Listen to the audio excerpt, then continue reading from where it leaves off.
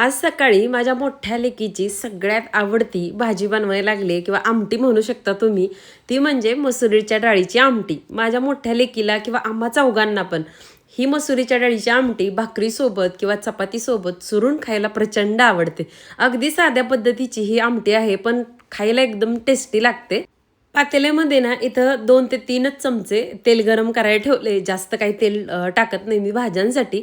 त्याच्यामध्ये तेल गरम झालं की मस्त जिरे आणि मोहरीचा तडका देऊन घेणार आहे.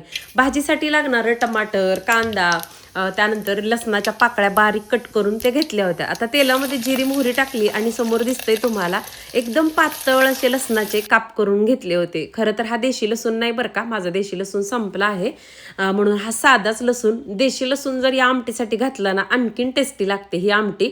ते लसणाचे काप आणि कांदा जो होता तो सोनेरी रंग येईपर्यंत आपल्याला तेलात आता मस्त परतून घ्यायचा आहे. कांदा चांगला परतला की लाल बुंद पिकलेलं टमाटर आहे बारीक कट करून घेतलं होतं ते आणि थोडीशी कोथिंबीर, हे सगळं मऊ होईपर्यंत आपल्याला 2 ते 3 मिनटं मीडियम गॅसवरती छान तेलामध्ये परतून घ्यायचे. टमाटर एकदम मऊ होऊ द्यायचं, म्हणजे आमटे आहे ना भाकरीसोबत चुरून खायला एकदम मस्त लागते बघा. आता थोडीशी हळद आणि लाल मिरचीची पूड टाकून घेतली त्याच्यामध्ये आणि ते सुद्धा मिक्स करून घेणार आहे. आज माझ्याकडून गडबडीत हिंग टाकायचा राहून गेला.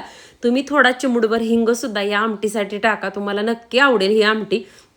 आणि बघा मसुरीची डाळ स्वच्छ नीट करून धुवून ठेवली होती एक छोटी वाटी, ती आता याच्यामध्ये टाकून घेतली आहे. तुम्ही संध्याकाळच्या जेवणासाठी ज्वारीची खमंग अशी कडक भाजलेली भाकरी आणि अशा पद्धतीची मसुरीची आमटी म्हणजे मसुरीच्या डाळीची आमटी नक्की ट्राय करा. तुमच्या घरात सगळ्यांना आवडेल. चुरून खायची मस्त काला करून.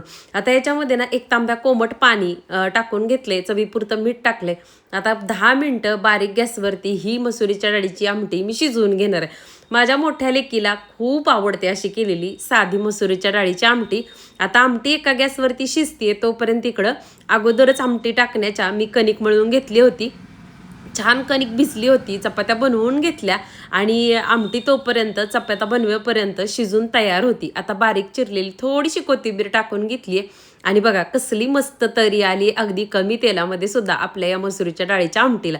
चपाती बनवून झाल्या होत्या, आता मसुरीच्या डाळीची आमटी बनवली. त्याच्यासोबत मला मकीची भाकरी खायला खूप आवडते, म्हणून माझ्यासाठी आज मस्त खमंग अशा मकेच्या भाकरी बनवल्या होत्या. तुम्हाला मकेची किंवा ज्वारीची किंवा बाजरीची कोणत्या प्रकारची भाकरी खायला आवडते हे कमेंट करून मला नक्की सांगा, कारण प्रत्येकाची आवड वेगळी असते. प्रत्येकाच्या भागात एक वेगळी भाकरी केली जाते किंवा त्याच गोष्टीचं म्हणजे वापरल्या जातात खाण्यामध्ये, म्हणून विचारलं की तुम्हाला कोणती भाकरी आवडते. इथे बघा भाकरी बनवून झाल्या. त्यानंतर मस्त गरमागरम जेवण केलं होतं, त्यामुळे सुस्ती आली होती. कालच्या व्हिडिओचं एडिटिंग केलं, तुमच्यासोबत शेअर केलं. त्यानंतर मात्र काही शूट करणं झालं नाही. घर वगैरे आवरलं सगळं, परंतु ना कॅमेरा इथं लाव तिथं लाव ह्याच्यामध्ये भरपूर वेळ जातो, त्यामुळे मी काही शूट केलं नाही. डायरेक्ट माझा हा ब्लाऊज शिवायला मी बसले होते आणि तुम्हाला कालच्या व्हिडिओत सुद्धा हा ब्लाऊज मी दाखवला होता. अर्धा राहिला होता, म्हणजे 10% काम राहिले. याच्या बाह्या जोडून घ्यायचं राहिलं होतं. अगोदर तर ना पूर्ण बॉडीचा पार्ट आहे ना ब्लाऊजचा तो चेक केला, खाली वरती वगैरे झालाय का बघितला, कारण मग काकेतली जी शिलाई असते ना बाह्य आणि बॉडीची ती एकसारखी जुळत नाही. त्याच्यासाठी ब्लाऊज पूर्ण बाह्या जोडण्या अगोदरच ना बॉडीचा पार्ट सुद्धा जी आपली फिटिंगची बाजू असते तिथून ना व्यवस्थित मोजून घ्यायचा. त्यानंतर बाह्या असतात ना त्याचा सुद्धा सेंटर काढून अगदी शिलाईचे जिथं पॅकिंग असतं ना तिथल्या एक्स्ट्राचं कापड वगैरे सगळं कट करून घ्यायचं, म्हणजे आपल्या ब्लाऊजची फिटिंग परफेक्ट येते. काखेत जी शिलाई असते ना प्रॉपर जागच्या जागी येते, खालीवरती होत नाही. या 2-3 गोष्टी आहेत ना त्या ब्लाऊज शिवताना लक्ष दिलं ना की ब्लाऊजची फिटिंग एकदम व्यवस्थित येते. आता बाह्य आणि बॉडी दोन्हीचे कापड एक्स्ट्रा काय आहे का ते सगळं चेक केलं, तर काही एक्स्ट्रा नव्हतं. त्यानंतर सुरुवातीला तर बाही मी इथं जोडून घेणार आहे. बऱ्याच त्यांच्या कमेंट येतात की ब्लाऊज कटिंग वगैरे दाखव, तर मी दाखवणार आहे.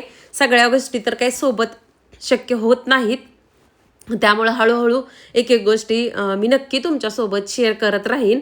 कारण व्हिडिओचं शॉर्ट व्हिडिओ, लॉंग व्हिडिओ याचं एडिटिंग, तुमच्यासोबत कमेंटला प्रत्येकाच्या रिप्लाय देणं याच्यामध्ये पण माझा बराच वेळ जातो, त्यामुळे तुम्ही समजून घ्याल अशी आशा करते. आता इथं बघा माझी बाही वगैरे पूर्ण जोडून झाली होती. त्यानंतर ना पूर्ण फिटिंगची बाजू असते ना ती जोडून घेणार आहे. पण मी ना पॉकेट शिलाई करते. पॉकेट शिलाई म्हणजे काय, फिटिंगच्या अगोदर ना हे बघा समोर दिसतोय तुम्हाला, तर जी काही बॉडीचा आणि बाहीचा पार्ट आहे ना तो 6.25 टिप मारून घ्यायची त्याला, म्हणजे उलट्या बाजूनी नाही 6.25 बाजूनी.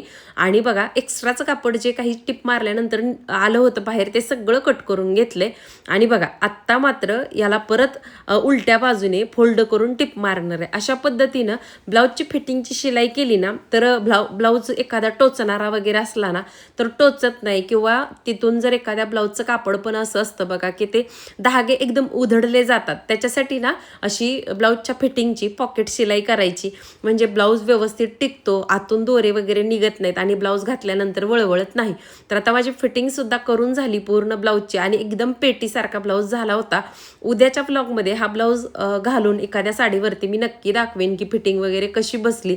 तुम्हाला जरी काय वाटलं तर मला नक्की सांगा. आणि हे बघा पॉकेट शिलाई केल्यानंतर ब्लाऊजची फिनिशिंग किती सुंदर दिसते. त्यानंतर मात्र आज माझं काम होतं ते म्हणजे मकेचं दळण आणलेलं चाळायचं राहिलं होतं. तेच दळण इथं मी चाळून घेत होते. अशा पद्धतीनं दळण आणलेलं दळून चाळून ठेवलं ना सकाळी रोज ते चाळावं लागत नाही. आणि चाळल्यानंतर किचनमध्ये किंवा किचन ओट्यावरती बारीक असा पिठाचा थर वगैरे साचत नाही. त्यामुळे मी दळण चाळून ठेवते. कसा वाटला आजचा व्हिडिओ, आवडला असेल तर लाईक आणि चॅनलला सबस्क्राईब